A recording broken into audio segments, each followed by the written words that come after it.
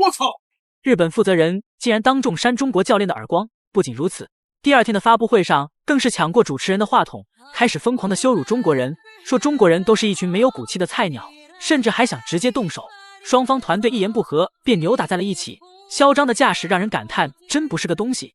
小日子作恶多端，实在太频繁。邱建良当仁不让的站出来，要教训一下他们，能够让日本的粉丝了解我们中国目前最高的搏击水平才是最重要的。我不想说太多的话在发布会上，但除了这个呼吸和吃饭的力气以外，我都会把所有的力气放在擂台里，所以明天我们擂台上见。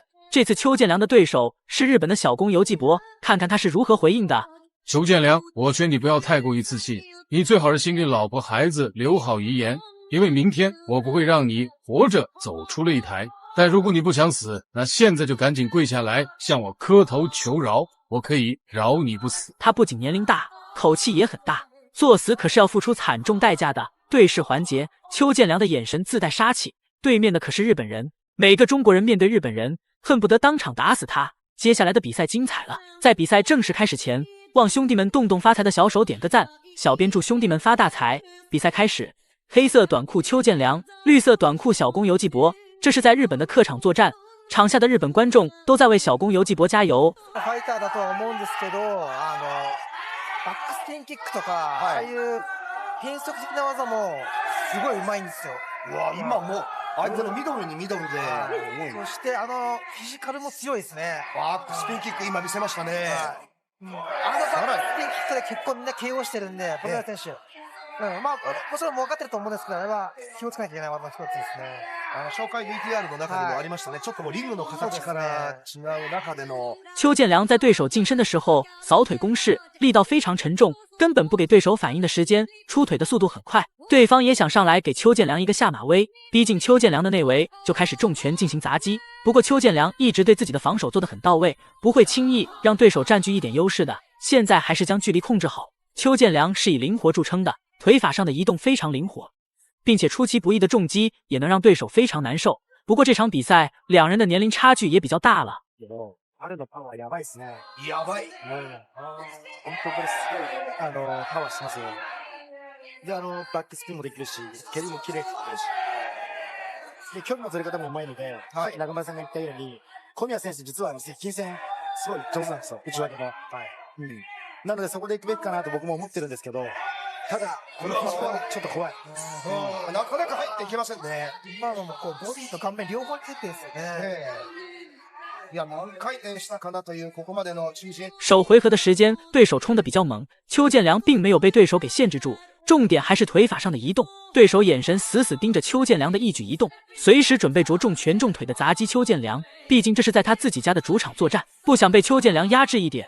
但这并不是他能控制的。邱建良还击非常精准，不像对手出拳很凶狠，但是命中率并不是很高，看准了再出拳就是邱建良的优势。おそらくボディは弱いと思うので、あと顎もそんな強くなさそうなんですよ。ただフィジカル強いガードはね、なかなか突破口に開けないと思うので、足崩して不利かなと思います。小桐巻さん、小宮はその一発目というタイプでは確かにありませんよね。これは多いですね。コツコツ上げてっていいですよ。まあでもここまではそんなにこう中陣内のこうパワーとか攻撃力を受けずにうまく一人取りながら戦えてるんじゃないですかね。左を当てましたが、かかのが的中と可能です。今ゴングが鳴らされています。1ラウンド目終了。第二回合开始了，邱建良开始全力进攻。这时候日本选手显然非常畏惧邱建良，被邱建良的气势所影响，尤其是被邱建良重拳精准的命中，他害怕再被命中的话，那等待他的就是 KO 了。毕竟邱建良虽然是以灵活闻名的，但是拳头的分量也是绝对不能忽视的。这回合的时间，看邱建良能不能找到机会将对手终结。打日本人还是让他站不起来最解气。小宮も慎重に近づいてまいります。うわー、右はいや今のちょっと右のパンチもフェイントになってたですね。今見えませんでしたか、小宮。右のハイキックじゃないですか、さっきさ。小桐巻さんおっしゃる通りに、これ違った武器いろいろ出してきますね。多分ダメージあると思いますよ、今の。昔発散カスリオイっていうトルコの人強かったんですけど、あんな感じですよね。そうですね、回転技、日本人拖延时间的办法就是缠抱邱建良，一旦有机会就是近身缠抱。裁判频繁的上前将两人拉开，这对邱建良来讲无疑是令人愤怒的，很影响他进攻的节奏。毕竟不断推开对手的纠缠，一定程度上也消耗不少体能。而这是在日本的主场，裁判对于这种情况的出现也是睁只眼闭只眼，确实是令人愤怒。这时候邱建良只想着将对手终结，实在太粘人了。いや、武器が豊富です。チンシェンリアン。さらに回る。でもこれもフェイントになってくるのか。右アッパー。うまい。ああいうさっきもちょこちょこやってるんですけど、前足から起こしてるんですよね。あれやられるとね、前に出にくいっていうか、嫌がらせですよね。足払い気味のロー。はい。中村さん、小宮はもう日本が誇るテクニシャンですよね。危ないな。裁判觉得再不警告的话，那就太明目张胆了。在观众的压力下，还是上前警告对手。在对手接连不断的缠抱下，对手也是支撑这回合到了现在。而且这回合所剩的时间也不多了，要不是他太无赖的话，那等待他的就是被终结了。邱建良肯定不会轻易放过他。经过调整之后，两人的大战继续进行。邱建良一点都不会再有所保留。重拳重腿狠狠招呼在对手的身上，让他赛前那么的猖狂。肘を立ててガードする小宮。小宮のパンチからロック。回転の体勢も見せるだけ。バックスピン今出した。さらにボディ行きましたね、今度は。溝地。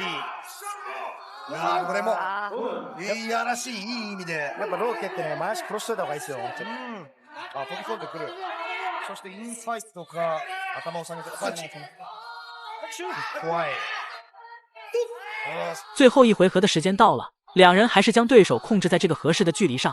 而这回合对手的目的也非常明显，还是想着缠抱邱建良。毕竟对日本人来讲，上回合的战术虽然非常缺德，但是效果也是比较显著的，并没有被邱建良狠狠击败，还是苟延残喘的站在擂台上。邱建良现在要做的还是控制双方之间的距离，不能再被对手控制住了，并且要加强自己的攻势。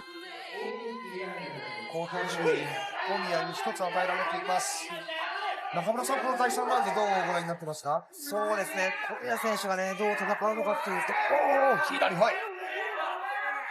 だと思うんですけど、ただね、パンチの勝負になっても中堅が強いんで、チャンスがあるとすれば、ああいう近い距離になっての試合かなと思うんですけど、こういうね、やっぱアッパーとかもうまいんですよ。鋭い。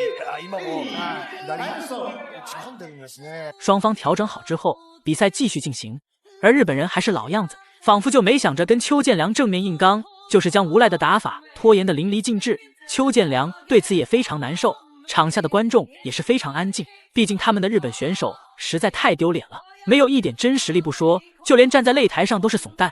比赛进行到这里，邱建良赢下比赛已经是毋庸置疑的事情了，就是看能不能将对手直接终結。そうですね。こういう歩幅が広い選手っていうのはローが絶対に当たりやすいし、見た目ローが絶対嫌がってる。でもなかなかそれができません、小宮です。前蹴りにも上体思いっきりかぶせるようにチュージェンリアン。いや、まだ佐伯さん何かこれ持ってそうですよね。持っていそうですよね、チュージェンリアン。何が出るか分かんないってところも怖いですよね。小宮選手がこんなにブレブレになるっていうのは相当チュー選手がパワー。比赛最后1分钟的时间，邱建良即将摆脱对手，打法实在太粘人了，简直就是狗皮膏药一样。因为对手后2回合的表现，让这场比赛显得非常憋屈。不仅是邱建良打得很憋屈，观众看的也非常难受，一点体育精神都没有，管不得只敢在嘴上骂人。原来是拼实力的话，一点優勢都没有。邱建良这场比赛让对手见识到了中国力量。